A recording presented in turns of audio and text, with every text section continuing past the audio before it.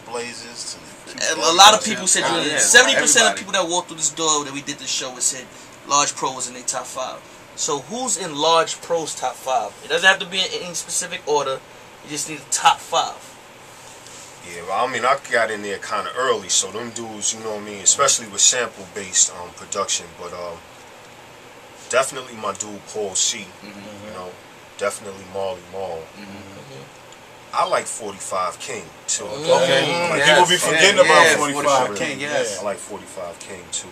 Pete Rock is someone who always inspired me, man. Pete is, you know, Pete is, and I mean Paul. I say Paul because he was meticulous, very neat with his program and everything, very tight. You know what I mean, bumping and everything like that. 45 King just always had something obscure or just a traditional hip hop joint that. You know, he'll hook up and just put the right snares and everything together and the right horns and everything like that. Marley Marl is just a programming beast, man, and got in there early, man, and with the bass and the bump and everything. Like, Marley's a crazy engineer that, you know, you give him them elements, man, and he'll tear it up from there.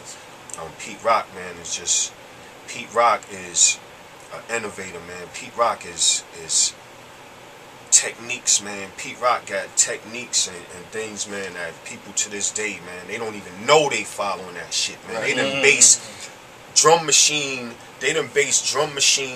layouts off of Pete Rock, what Pete Rock has done quietly. You know, what's that though? 4 is 4.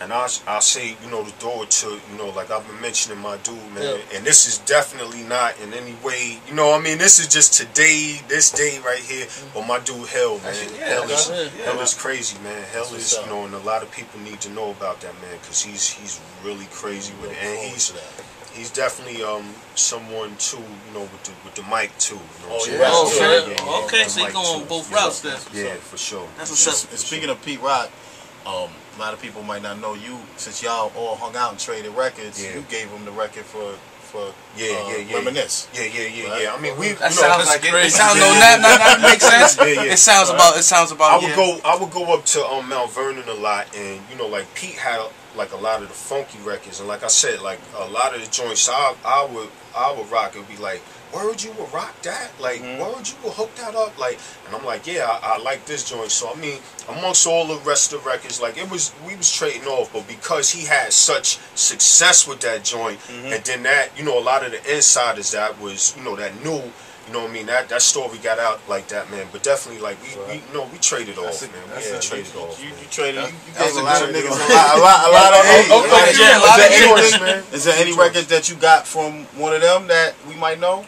Well, I mean the Let's Rap joint that was on, but you know I gave Pete the credit for that. Like we were doing like co-produced by like Diamond. You know, I got a co-production credit. It'd be like just simply like dudes would just give it a record. Because everybody was around. It was that kind of thing. But you know how, you know, a lot of times the media runs with it crazy, and it's just like, you know, kind of thing. So, but it's definitely, man, it was all love, man. It was supposed to happen. That shit was supposed to happen. For sure, like that, man. Yeah, for sure. Like, you don't say like yes, sir. But it makes sense though. Yes, sir. And that was another classic. That's just that's one of my favorite records all the time. Yeah, for sure. That's definitely. So, is it anybody that you want to work with that you haven't got an opportunity to work with yet? It's crazy. I was at BB King's the other night and I saw Jadakiss. I saw the Locks in them, man. I gave Jadakiss a CD, man. So you know, we'll see, man. We'll see. That'll be beautiful. Let's make that happen. Let's make that happen. Come on, kids. Come on, man. Let's get that large. That'd be nice, man. That'd be nice, man. Cause them dudes, man, I've always felt like, you know, like with some colorful production, like some real and some fly, some boom bap. Like I got a lot of loops and just crazy drums, hard drums and stuff. That would be nice for them dudes. Yeah,